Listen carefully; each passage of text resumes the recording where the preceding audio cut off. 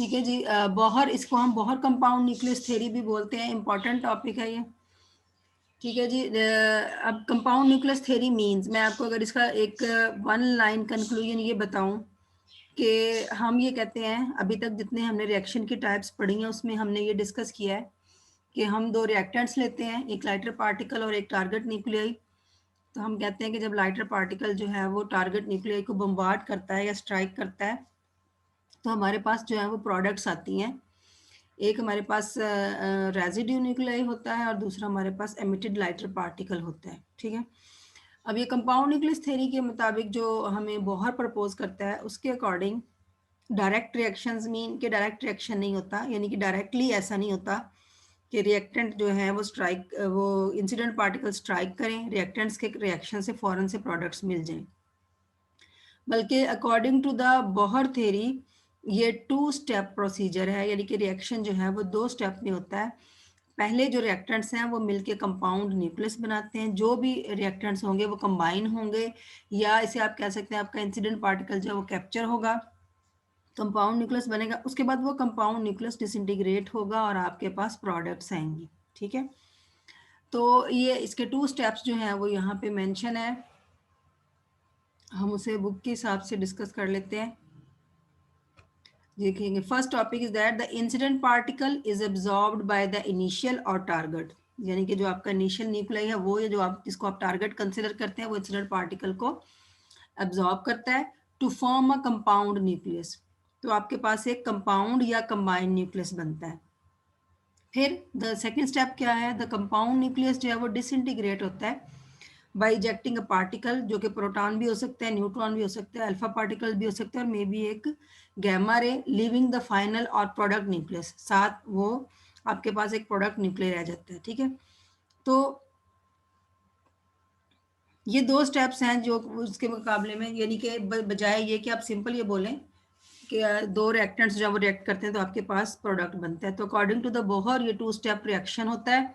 तो इसको इस तरह से उसने, अगर हम न्यूक्लियर रिएक्शन की फॉर्म में लिखें तो ये देखिए incident particle plus initial nucleus, यानी कि जो आपका टारगेट न्यूक्लियस है, ये दोनों मिलके फर्स्ट स्टेप में कंपाउंड न्यूक्लियस बनाएंगे। ठीक है।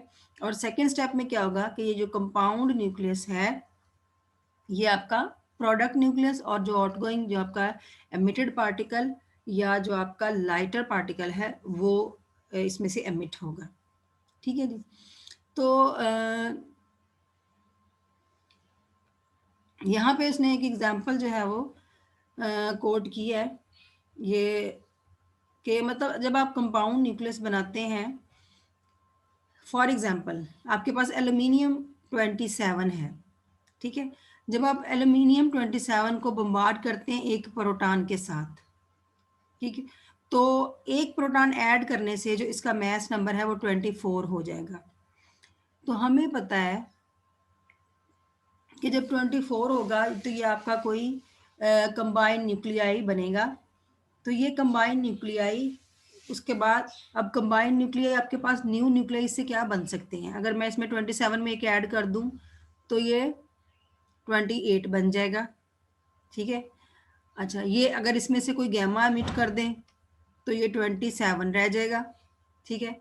ये मैग्नीशियम 24 भी बन सकता है, ये सोडियम 24 भी बन सकता है। ठीक है। यानी कि मैंने आपको ये चीज़ पहले भी बताई है कि न्यूक्लियर रिएक्शन में जब आप कोई इंसिडेंट पार्टिकल जो है वो उससे स्ट्राइक करवाते हैं तो उसके बाद जो आपके प्रोडक्ट्स होते हैं उसमें लाइटर पार्टिकल कोई भी एमिट हो सकता है, न्यूट्रॉन भी एमिट हो सकता है, अगेन प्रोटॉन भी हो सकता है, गैमा भी हो सकता है, हीलियम होता है यानी अल्फा पार्टिकल भी हो सकता है।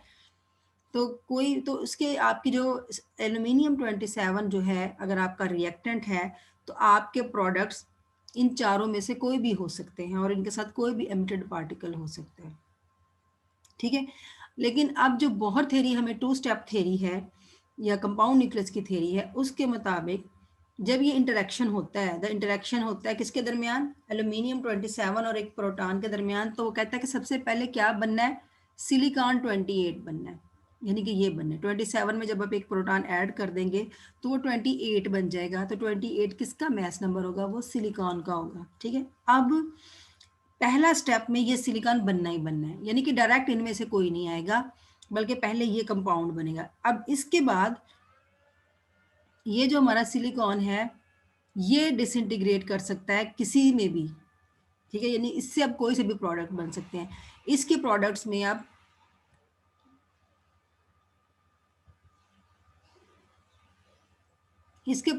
अब मैग्नीशियम 24 भी आ सकता है, ठीक है, और उसके साथ एक अल्फा पार्टिकल एमिट हो सकता है, या सिलिकॉन 27 आ सकता है और उसके साथ एक न्यूट्रॉन एमिट हो सकता है, या सिलिकॉन 28 ही आ सकता है और उसके साथ एक गैमा रे एमिट हो सकता है, या फिर आपका सोडियम 24 हो सकता है और उसके साथ 3 प्रोटॉन और एक सिंगल न्यूट्रॉन। यानी कि ये एल्यूमिनियम और एक प्रोटॉन की जब इंटरेक्शन होती है तो उसके बाद फर्स्ट स्टेप में एल्यूमिनियम के साथ प्रोटॉन मिलके सिलिकॉन 28 बनाता है, और उसके बाद ये डिसइंटीग्रेट हो सकता है, और जो डिसइंटीग्रेशन की जो पॉसिबिलिटीज़ हैं वो ये 4 पॉसिबिलिटी है, ठीक है। तो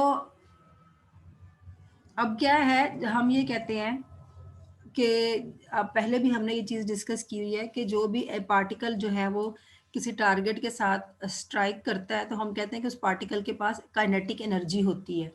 ये हमें ऑलरेडी पता है कि वो पार्टिकल काइनेटिक, क्योंकि वो मूव करता हुआ आता है और किसी टारगेट से स्ट्राइक करता है, तो हम टारगेट को एट रेस्ट हमेशा कंसिडर करते हैं, और हम ये कहते हैं कि जो टारगेट की काइनेटिक एनर्जी है उसको हम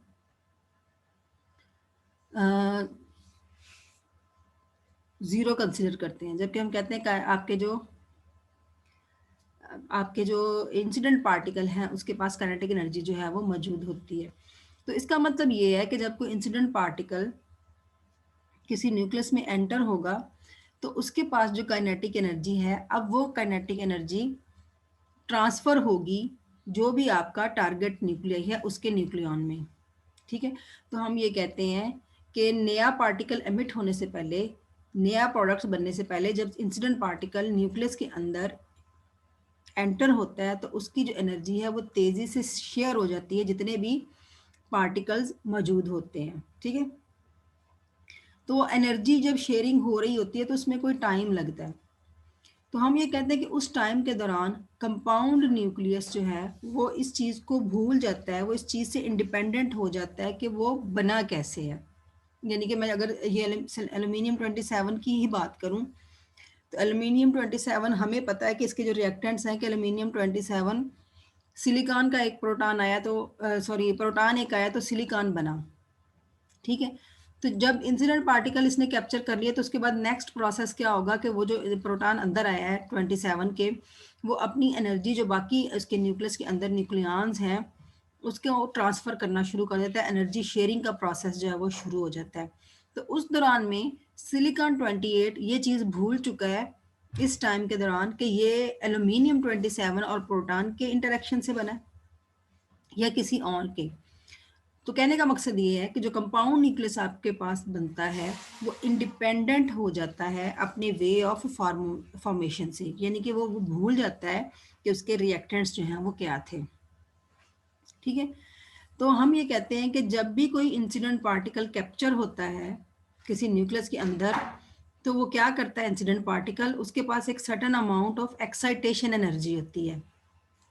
जो पार्टिकल इंसिडेंट पार्टिकल आ रहा है किसी टारगेट पे फॉल करवाने के लिए उस वक्त तो उसके पास काइनेटिक एनर्जी थी, लेकिन जब वो कैप्चर हो जाता है तो उसी काइनेटिक एनर्जी को हम कहते हैं कि वो एक एक्साइटेशन एनर्जी है जो कि उसी काइनेटिक एनर्जी के इक्वल है जो कि पार्टिकल लेके आ रहा था, जो कि न्यूक्लियस से के बाहर उसके पास एक काइनेटिक एनर्जी के तौर पे मौजूद थी, लेकिन जब वो कैप्चर हो जाता है तो ये एक्साइटेशन एनर्जी प्रोवाइड करता है। अब ये जो एक्साइटेशन एनर्जी में दो तरह की एनर्जी शामिल हो गई।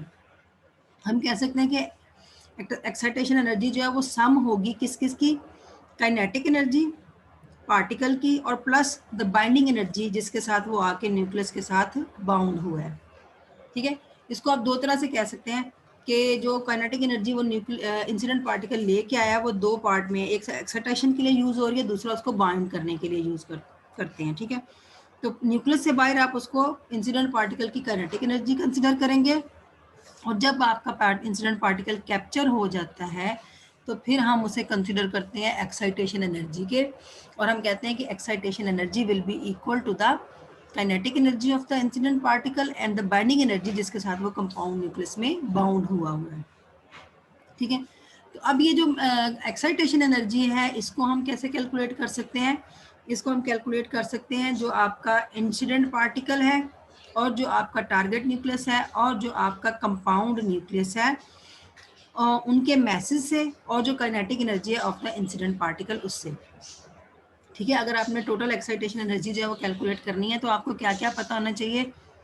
इंसिडेंट पार्टिकल का मैस क्या है और जिस टारगेट से वो स्ट्राइक कर रहा है उसका मैस क्या है, कंपाउंड न्यूक्लियस का मैस क्या है और जो आपने इंसिडेंट पार्टिकल लिया था उसकी काइनेटिक एनर्जी क्या है। ये चार चीज़ें यूज करके आप वो एक्साइटेशन एनर्जी जो है वो कैलकुलेट कर सकते हैं।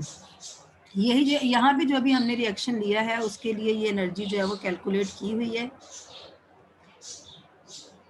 इसमें हमने अभी बात की थी कि हमारे पास जो है अगर ये रिएक्शन लेनी, अभी पीछे जो हमने रिएक्शन डिस्कस किया था वो एल्यूमिनियम 27 और एक प्रोटॉन का था। ठीक है, तो यहाँ पे हम ले रहे हैं एल्यूमिनियम 27 और एक न्यूट्रॉन का।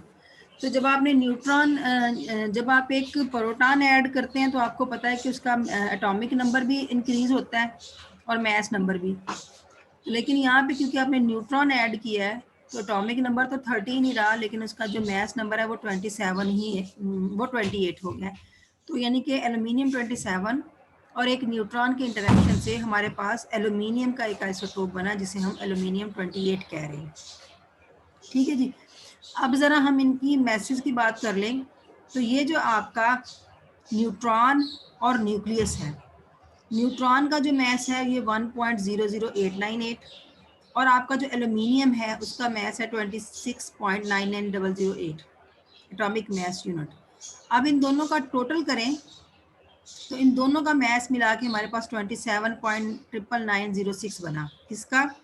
एल्यूमिनियम 27 और न्यूट्रॉन, इन दोनों का टोटल मैस जो है ये हमारे पास बना। ठीक है, जब ये जो आपका कंपाउंड न्यूक्लियस है 28, उसका जो मैस है वो 27.9077 लाइटली डिफरेंट है, यानी कि डेसिमल पॉइंट के बाद ये थोड़ा डिफरेंट हो जाता है। ठीक है, तो अगर हम दोनों को माइनस करें तो जो आपके पास एक्सेस मैस बनता है, मैंने ये जो आपको मैंने कहा कि पॉइंट डेसिमल के बाद थोड़ा चेंज होता है, तो ये 0.00829 कंपाउंड न्यूक्लियस के मैस और इंटरेक्टिंग जो पार्टिकल है उनके मैसेज में इतना डिफरेंस है। तो ये हमारे पास मैस डिफेक्ट आ गया या मैस डिफरेंस आ गया। जब आप इसको मैस एनर्जी रिलेशनशिप यूज करके आप एनर्जी में कन्वर्ट करते हैं तो ये हमें 7.72 मेगा इलेक्ट्रॉन वोल्ट एनर्जी देता है। अच्छा, अब इसमें हम क्या करते हैं, ये 7.72 में ये तो हो गया आपका एनर्जी इनके मैस डिफेक्ट की वजह से। अब हमने कहा था कि इसके लिए हमें तीनों का मैसेज भी चाहिए और जो इंसिडेंट पार्टिकल है उसकी काइनेटिक एनर्जी भी। तो इस एनर्जी में अभी फर्दर इंसिडेंट पार्टिकल की काइनेटिक एनर्जी भी ऐड होनी है। तो अगर आपका ये न्यूट्रॉन जो है, न्यूट्रॉन दो तरह का हो सकता है। एक को हम स्लो न्यूट्रॉन बोलते हैं, ठीक है, या थर्मल न्यूट्रॉन भी बोलते हैं, और इसके अलावा एक हम फास्ट न्यूट्रॉन भी बोलते हैं। ठीक है, तो अगर हमारे पास स्लो न्यूट्रॉन है, स्लो न्यूट्रॉन मीन कि वो स्लोली आप उसको स्ट्राइक करवा रहे हैं, तो इसका मतलब उसके पास उसकी स्पीड कम है तो काइनेटिक एनर्जी भी कम होगी, तो हम उसके काइनेटिक एनर्जी को निगलेक्ट कर देते हैं। ठीक है, लेकिन अगर वो आपका स्लो न्यूट्रॉन नहीं है और हम ये डिफाइन कर रहे हैं कि जो आपका इंसिडेंट न्यूट्रॉन है उसके पास काइनेटिक एनर्जी है 1 मेगा इलेक्ट्रॉन वोल्ट। ठीक है, तो ये 1 mega electron volt kinetic energy आपकी जो मैस डिफेक्ट की वजह से काइनेटिक एनर्जी है उसमें ऐड हो जाएगी और जो आपकी एक्साइटेशन एनर्जी है वो नियरली क्या बन जाएगी, 7.72 में आप 1 मेगा इलेक्ट्रॉन वोल्ट जो है वो ऐड कर दें तो आपके पास टोटल एनर्जी जो है वो 8.72 मेगा इलेक्ट्रॉन वोल्ट आ गई। ठीक है, तो हम कहते हैं कि ये आपकी एक्साइटेशन एनर्जी है। ठीक है, या जो आपको प्रोवाइड करता है इंसिडेंट पार्टिकल न्यूक्लियस के अंदर। तो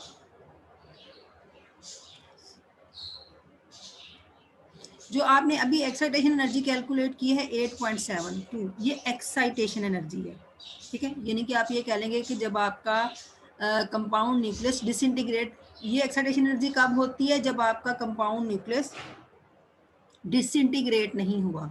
ठीक है, तो आप इसको कह सकते हैं कि ये उसकी एक्साइटेड स्टेट की एनर्जी है। ठीक है, तो हम ये कहते हैं कि ये एनर्जी जो है वो ग्रेटर होती है than the energy of the ground state of the aluminium 28। ठीक है। अच्छा जी, जैसे ही आपका अब कंपाउंड न्यूक्लियस बना, तो यही जो मैंने आपको बात की है कि ये जो आपकी एक्साइटेशन एनर्जी है, ये हम इसको कंसिडर करते हैं कि ये सिर्फ और सिर्फ किसके पास है, ये आपका जो कैप्चर्ड पार्टिकल है उसके पास है। ठीक है ना। एक तो ये एनर्जी मैसेज के डिफरेंस से बनी, प्लस वो अपनी काइनेटिक एनर्जी लेके आ रहा, तो जितनी की total 8.72 mega electron volt energy है, ये कॉन्सेंट्रेट कर रही है सिर्फ कैप्चर्ड पार्टिकल के पास। ठीक है। लेकिन ये एनर्जी जो है क्या होगी, कुछ टाइम के बाद ये एनर्जी जो कैप्चर पार्टिकल है, ये एनर्जी शेयर होना शुरू हो जाएगी, डिस्ट्रीब्यूट होना शुरू हो जाएगी जो कंपाउंड न्यूक्लियस के दूसरे पार्टिकल उसके अंदर मौजूद हैं, या जो दूसरे न्यूक्लियॉन्स हैं उनके दरमियान जो मौजूद है, क्योंकि वो सारे के सारे इंटरेक्टिंग पार्टिकल हैं। वो आपके न्यूक्लियस के अंदर जो भी न्यूक्लियॉन्स हैं, जो भी पार्टिकल्स हैं, वो एक दूसरे से इंटरेक्शन में है। तो जब वो एक दूसरे के साथ इंटरेक्शन में है, तो फिर ये एनर्जी सिंपल कैप्चर्ड के पास जो है वो कंसंट्रेट नहीं करेगी, बल्कि इन सबके साथ जो है वो शेयर होना शुरू हो जाएगी, डिस्ट्रीब्यूशन उसकी एनर्जी की स्टार्ट हो जाएगी। यानी कि जो इंसिडेंट पार्टिकल एनर्जी आई इंसिडेंट पार्टिकल की, वो सबके पास डिस्ट्रीब्यूशन शुरू हो जाएगी। अब ये डिस्ट्रीब्यूशन जो है, इसको हम बोलते हैं कि इसका कोई मैकेनिज्म नहीं है according to the Bohr theory. ये जो डिस्ट्रीब्यूशन हो जाएगी प्रीएम्बली, ये हम कह रहे हैं कि रैंडम वे में होती है। रैंडम वे में ये होती है कि कौन से न्यूक्लियॉन को कौन सी एनर्जी देनी है, या कितनी एनर्जी किस न्यूक्लियन के पास होगी, ये कोई डिसाइडेड प्रोसीजर नहीं है, बल्कि ये रैंडमली सब न्यूक्लियन जो है कंपाउंड न्यूक्लियस के अंदर ये डिस्ट्रीब्यूट होगी। ठीक है। अब स्टार्ट में क्या होगा कि जब ये शेयरिंग स्टार्ट होगी, ये डिस्ट्रीब्यूशन स्टार्ट होगी, तो गिवन टाइम पे ये एक्साइटेशन एनर्जी बहुत सारे न्यूक्लियंस में शेयर होना शुरू हो जाएगी। ठीक है। लेकिन कुछ देर के बाद हम ये कहेंगे कि जिस तरह से हमने स्टार्ट में बोला कि स्टार्ट में जो इंसिडेंट पार्टिकल आया उसके पास सारी एनर्जी कंसंट्रेट कर रही थी, फिर उसने डिस्ट्रीब्यूट कर दी सब में। तो सब में डिस्ट्रीब्यूशन होने के बाद एट द एंड फिर क्या होना है कि फिर वो एनर्जी किसी एक पार्टिकल पे, किसी एक न्यूक्लियन पे, या नंबर ऑफ न्यूक्लियंस पे कंसंट्रेट कर जाएगी। कंसंट्रेट करने का मतलब ये है कि किसी एक सिंगल प्रोटॉन के पास दोबारा से वापस आ जाएगी, एक सिंगल न्यूट्रॉन के पास दोबारा से आ जाएगी सारी इकट्ठी होके, या एक कम्बिनेशन ऑफ जो न्यूक्लियॉन्स हैं, यानी कि अगर आपने अल्फा पार्टिकल को एमिट करवाना है तो उसमें 2 प्रोटॉन 2 न्यूट्रॉन है, तो उनके दरमियान ये कंसंट्रेट कर जाएगी सारी की सारी एनर्जी। तो फिर क्या होगा कि वो न्यूक्लियॉन या कम्बिनेशन ऑफ न्यूक्लियॉन जिन पे आके ये सारी की सारी डिस्ट्रीब्यूटेड एनर्जी दोबारा से आके कंसंट्रेट करेगी, वो एक्साइटेड स्टेट में जाएगा, उसके पास एक्साइटेशन एनर्जी आएगी, और कुछ देर के बाद वो जो न्यूक्लियन है या वो जो कॉम्बिनेशन ऑफ न्यूक्लियन है वो आपके कंपाउंड न्यूक्लियस से एमिट हो जाएगा, एस्केप कर जाएगा। ठीक है। और आप कहेंगे कि आपका जो कंपाउंड न्यूक्लियस है वो डिसइंटीग्रेट हो गया प्रोडक्ट न्यूक्लियाई में और आउटगोइंग पार्टिकल में। ठीक है। तो ये प्रोसेस होता है according to the Bohr theory, कि ऐसे डायरेक्टली प्रोसीजर नहीं होता कि आपका न्यूक्लियर आपका इंसिडेंट पार्टिकल आया, टारगेट से स्ट्राइक किया और उसे ब्रेकअप कर दिया। इस तरह से नहीं होता, बल्कि दोनों के इंसिडेंट पार्टिकल और टारगेट के इंटरेक्शन से आपके पास कंपाउंड न्यूक्लियस बन गया। ठीक है। तो इंसिडेंट पार्टिकल जो एनर्जी लेके आया, ठीक है, वो और जो मैसेज में डिफरेंस की वजह से एनर्जी क्रिएट हुई, वो टोटल आपकी एक्साइटेशन एनर्जी बन जाती है। वो एनर्जी कैप्चर पार्टिकल के पास पहले होती है, कंसंट्रेट कर रही होती है, और फिर वो सारे न्यूक्लियंस जो न्यूक्लियस के अंदर मौजूद है उनके दरमियान वो एनर्जी डिस्ट्रीब्यूट होती है, और डिस्ट्रीब्यूट होने के बाद सब में डिस्ट्रीब्यूट होती है क्योंकि सारे एक दूसरे से इंटरेक्ट करते हैं, और फाइनली वो फिर से किसी एक न्यूक्लियन यानी एक प्रोटॉन एक न्यूट्रॉन या ग्रुप ऑफ प्रोटॉन और न्यूट्रॉन पे वो कंसंट्रेट करती है, और जब उसके पास सारी एक्साइटेशन एनर्जी न्यूक्लियन के पास आ जाती है तो वो एक्साइटेड हो जाता है और वो कंपाउंड न्यूक्लियस से एस्केप कर जाता है और आपके पास प्रोडक्ट और एमिटेड पार्टिकल बन जाता है। ठीक है। तो ये वो प्रोसीजर है जिसके तहत उसने कहा कि आपका जो कंपाउंड न्यूक्लियस है वो डिसइंटीग्रेट होता है। ठीक है। अब ये यहाँ से हमारे पास एक डेफिनेशन आती है कि वो जो एनर्जी जो कंसंट्रेट करती है किसी सिंगल न्यूक्लियर पार्टिकल पे या ग्रुप ऑफ पार्टिकल पे ताकि वो उसे कंपाउंड न्यूक्लियस से निकाल सके, उसको हम सेपरेशन या डिसोसिएशन एनर्जी कहते हैं। ठीक है। यहाँ पे इसकी डेफिनेशन डिफाइन की हुई है, the energy that must be concentrated on a single nuclear particle or a group of particles in order to separate it from the compound nucleus is called the separation energy और the dissociation energy इसको हम बोलते हैं। और usually इसकी जो amount होती है वो 8 मेगा इलेक्ट्रॉन वोल्ट होती है। अभी हमने जो पीछे कैलकुलेट की थी वो 8.7 थी, तो वहां पे उसने इसको डिसइंटीग्रेट कर दिया। ठीक है, ये उस एनर्जी की बात कर रहा है जो डिस्ट्रीब्यूशन होने के बाद कंसंट्रेट कर रही है किसी एक सिंगल न्यूक्लियन पे या ग्रुप ऑफ न्यूक्लियंस पे। तो उसकी वजह से, उस कंसंट्रेशन की वजह से वो न्यूक्लियन या group of nucleon compound nucleus से सेपरेट होता है। तो इसलिए हम इसको सेपरेशन एनर्जी भी बोल सकते हैं और इसको डिसोसिएशन एनर्जी भी बोल सकते हैं। ठीक है, अभी मैंने आपको कहा कि ये जो एनर्जी डिस्ट्रीब्यूट होती है आपके कंपाउंड न्यूक्लियस के न्यूक्लियन में, ये रैंडम वे में होती है। ठीक है, किसी प्रोसीजर के तहत नहीं होती। एट द गिवन टाइम कोई से भी न्यूक्लियंस या नंबर ऑफ न्यूक्लियंस में एनर्जी जो है वो शेयर हो सकती है। तो जब एनर्जी शेयर हो रही होगी या डिस्ट्रीब्यूट हो रही होगी तो जाहिर है उसे कोई ना कोई टाइम लेगा डिस्ट्रीब्यूशन जो है।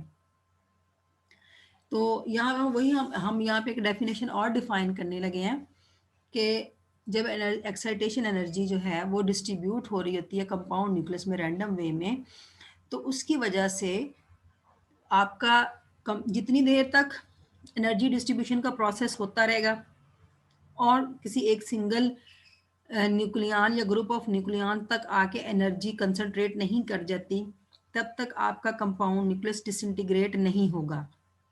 ठीक है, तो जब कंपाउंड न्यूक्लियस के बन जाने से लेके उसके डिसइंटीग्रेट होने तक के जो टाइम को हम इसका लाइफ टाइम बोलेंगे कंपाउंड न्यूक्लियस का।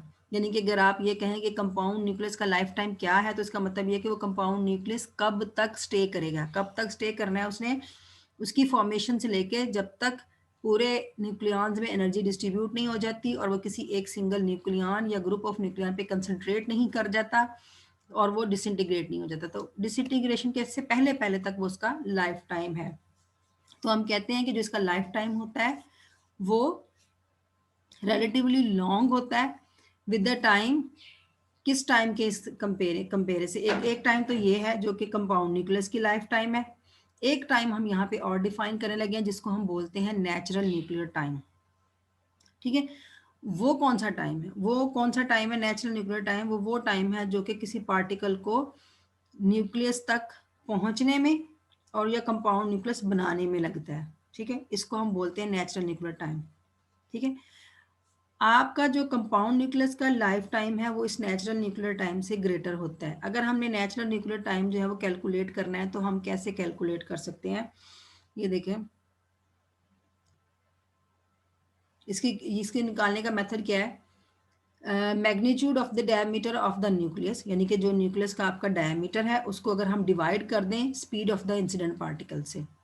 डायमीटर ऑफ द न्यूक्लियस जो है उसको हम डिवाइड कर दें speed of the incident particle, तो वो उस इंसिडेंट पार्टिकल का, उससे हमारे पास नेचुरल न्यूक्लियर टाइम निकल आएगा। ठीक है, ये वो टाइम है जो कि इंसिडेंट पार्टिकल अपने ट्रैवल करते हुए कंपाउंड न्यूक्लियस तक आता है और जो उसको उस वक्त तक टाइम लगता है। तो हम इसको निकालने के लिए हम कहते हैं अगर आपका इंसिडेंट पार्टिकल जो है, ये भी अभी ने पिछला जो रिएक्शन कंसिडर किया है एल्यूमिनियम का, हमने कहा था कि उसके पास जो काइनेटिक एनर्जी है उस न्यूट्रॉन के पास वो 1 मेगा इलेक्ट्रॉन वोल्ट है। ठीक है, उसकी काइनेटिक एनर्जी कितनी है? 1 मेगा इलेक्ट्रॉन वोल्ट है। और इसकी जो स्पीड है वो कितनी है? 10⁻⁹ सेंटीमीटर पर सेकेंड। और जो डायमीटर है न्यूक्लियस का वो वेरी करता है 10⁻12 से 15 तक। हम सपोज कर रहे हैं कि उसका जो डायमीटर है वो 10⁻⁻12 है। ठीक है, तो रिक्वायर्ड टाइम जो है वो 1 मेगा इलेक्ट्रॉन वोल्ट के न्यूट्रॉन के लिए वो कितना होगा? 10⁻⁻21। अभी मैंने आपको फार्मूला बताया कि diameter of the nucleus divided by the speed of the incident particle. तो 10⁻12 डिवाइडेड बाय 10⁻9, तो ये क्या बन जाएगा? 10⁻21 सेकेंड। तो 1 मेगा इलेक्ट्रॉन वोल्ट का अगर आप न्यूट्रॉन ले रहे हैं, ठीक है, तो उसके लिए जो नेचुरल न्यूक्लियर टाइम है वो कितना है? 10⁻21। ठीक है, अगर हम कोई स्लो न्यूट्रॉन ले लें यानी कि उसकी स्पीड कम है, यानी कि 10⁻5 सेंटीमीटर पर सेकेंड है, ठीक है, तो फिर भी जो उसका जो नेचुरल न्यूक्लियर टाइम आएगा दैट विल बी 10⁻17 सेकेंड्स होगा। ठीक है, तो जो आपका कंपाउंड न्यूक्लियस होता है उसका जो लाइफ टाइम होता है 10⁻⁻15 और 10⁻⁻14 सेकेंड होता है। ठीक है, तो यहाँ पे आपने देखा है कि जो नेचुरल न्यूक्लियर टाइम की वैल्यू आ रही है आपके पास वो 10⁻21 है या 10⁻17 है, जबकि आपके कंपाउंड न्यूक्लियस का जो लाइफ टाइम है वो 10⁻15 या 10⁻14 सेकेंड है। तो इट मीन्स कि हम जो बात कर रहे थे कि जो कंपाउंड न्यूक्लियस का लाइफ टाइम है वो नेचुरल न्यूक्लियर टाइम से ज़्यादा होता है। ठीक है, तो ज़्यादा देर के लिए वो हम कह सकते हैं कि वो स्टे कर रहा है आपका कंपाउंड न्यूक्लियस, और मैंने ये भी बताया कब तक स्टे करता है, जब तक डिसइंटीग्रेशन जो है वो नहीं हो जाती। अच्छा जी, सॉरी आज बार बार इसकी वजह से जो है ना वो डिस्टर्बेंस आ रही है। अच्छा जी, थोड़ा लेंथी टॉपिक है ये, हमारा एक लेक्चर में तो कंप्लीट नहीं होगा, इसको हम कल बल्कि परसों तक भी शायद ये तीनों क्लासेस में चले, थोड़ा थ्योरेटिकल है। अच्छा जी, अब देखें मैंने अभी बताया कि आपको कि जो इसका कंपाउंड न्यूक्लियस का लाइफ टाइम है वो ग्रेटर है न्यूक्लियर टाइम से, जो नेचुरल न्यूक्लियर टाइम है। तो अभी मैंने पीछे भी एक बात की थी कि जिस प्रोसीजर में कि एक डिस्ट्रीब्यूशन हो रही होती है जब एनर्जी की, तो आपका जो कंपाउंड न्यूक्लियस है वो इस बात से इंडिपेंडेंट हो जाता है कि उसकी फॉर्मेशन जो है वो कैसे हुई। तो उसमें दूसरी रीज़न हम ये भी देते हैं क्योंकि जो कंपाउंड न्यूक्लियस का लाइफ टाइम है वो लॉन्गर है, वो ज़्यादा देर के लिए स्टे करता है, इसलिए वो फॉरगेट कर जाता है या इंडिपेंडेंट हो जाता है अपने मोड ऑफ फॉर्मेशन से। ठीक है, तो यहाँ पे भी वो बात उसने मेंशन की है कि during its relatively long life time जो आपका कंपाउंड न्यूक्लियस है फॉरगेट्स कि ये किस तरह से बना था। ठीक है, तो हम ये कहते हैं कि जो उसकी डिसइंटीग्रेशन होगी कंपाउंड न्यूक्लियस की, वो उसके मोड ऑफ फॉर्मेशन पे डिपेंड नहीं करती। ये एक इम्पॉर्टेंट पॉइंट है। पहला पॉइंट, पहले तो आप बताते हैं बोहर थ्योरी कि ये आपकी 2 स्टेप थ्योरी है, यानी कि पहले कंपाउंड न्यूक्लियस बनता है और फिर डिसइंटीग्रेशन होती है। दूसरा इम्पॉर्टेंट पॉइंट इस बोहर थ्योरी का ये है कि जो मोड ऑफ डिसइंटीग्रेशन है वो इंडिपेंडेंट है mode of formation of the compound nucleus. Compound nucleus किस तरह से और किन न्यूक्लियाई में डिसइंटीग्रेट होगा ये डिपेंड नहीं करता कि उसके रिएक्टेंट्स क्या हैं। कंपाउंड न्यूक्लियस का तक की बात है सिर्फ, जब कंपाउंड न्यूक्लियस बन जाता है तो अपनी मर्जी से जौन से मर्जी प्रोडक्ट्स में डिसइंटीग्रेट हो सकता है। तो ये जो उसका टाइम है, जो लाइफ टाइम जहाँ पे वो स्टे कर रहा होता है, हम यहाँ पे ये कहते हैं कि उस टाइम पे जब तक वो डिसइंटीग्रेट नहीं होता तो आपका जो कंपाउंड न्यूक्लियस है वो एग्जिस्ट करता है क्वाजी स्टेशनरी स्टेट में। ठीक है, इस स्टेट को जिसमें वो डिसइंटीग्रेट होने से पहले स्टे कर रहा होता है उसे हम बोलते हैं कि आपका जो कंपाउंड न्यूक्लियस है वो स्टे करता है क्वाजी स्टेशनरी स्टेट में। ठीक है, तो यानी कि ये हम ये कहते हैं कि ये एग्जिस्ट कर रहा होता है, जिसका मतलब ये है कि ये एग्जिस्ट कर रहा होता है काफ़ी टाइम के लिए। ठीक है, और वो टाइम जो है वो अभी हमने बताया कि वो ग्रेटर है नेचुरल न्यूक्लियर टाइम से। ठीक है, तो लेकिन इसका मतलब ये नहीं है कि अगर ये स्टेशनरी स्टेट में है तो इसने यहीं पे रहना है, इसने डिसइंटीग्रेट होना है अपना लाइफ टाइम पूरा करने के बाद। इसका जो लाइफ टाइम मैंने अभी आपको बताया 10⁻⁻14 है या 10⁻⁻15 है, वो लाइफ टाइम गुजारने के बाद ये फिर भी डिसइंटीग्रेट होगा, और उसी तरह से डिसइंटीग्रेट होगा कि इसने लाइटर पार्टिकल और एक न्यूक्लियस जो है वो प्रोडक्ट्स में बनाने हैं। ठीक है, ये जो कॉजी स्टेशनरी स्टेट जिसको मैंने अभी बोला है, हम कहते हैं कि इसको हम वर्चुअल स्टेट और वर्चुअल लेवल्स भी बोलते हैं। ठीक है, तो यहाँ पे ये 2 डेफिनेशन आपके सामने आएंगी, एक वर्चुअल स्टेट्स और वर्चुअल लेवल्स क्या होते हैं, और दूसरा बाउंड स्टेट और बाउंड लेवल्स क्या होते हैं। ठीक है, जब आपका न्यूक्लियाई जो है कंपाउंड न्यूक्लियस आपके पास वो उस वक्त वर्चुअल स्टेट में होगा या वर्चुअल लेवल्स में होगा, जो कि जब आपका कंपाउंड न्यूक्लियस डिसइंटीग्रेट होगा बाय इजेक्टिंग सम न्यूक्लियन, यानी कि जब आपका कंपाउंड न्यूक्लियस डिसइंटीग्रेट हो by emitting proton neutron alpha particle. ठीक है, तो उसको हम बोलेंगे कि वो उसके वर्चुअल लेवल्स हैं या उसके वर्चुअल स्टेट्स हैं।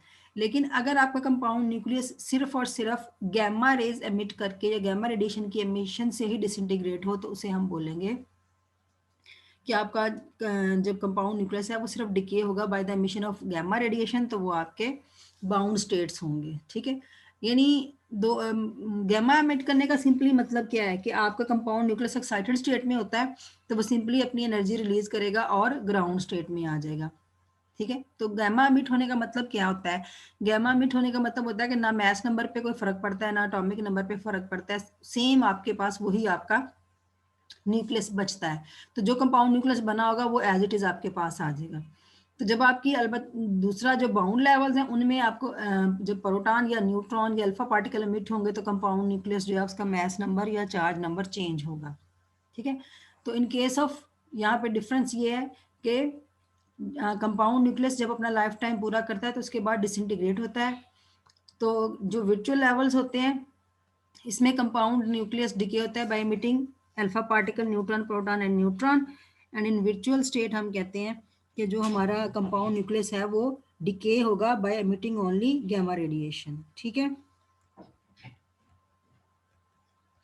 मैंने आपको बताया कि बहुत सारे कंपाउंड न्यूक्लियस के लिए बहुत सारी ऑप्शंस होती हैं कि वो एमिट कर सके। तो आप ये कि वो कौन सा एमिट करेगा ये हम नहीं बता सकते, ये रैंडम फिनोमिना है कि उसने कंपाउंड न्यूक्लियस ने न्यूट्रॉन एमिट करना है या प्रोटॉन एमिट करना है या अल्फा पार्टिकल।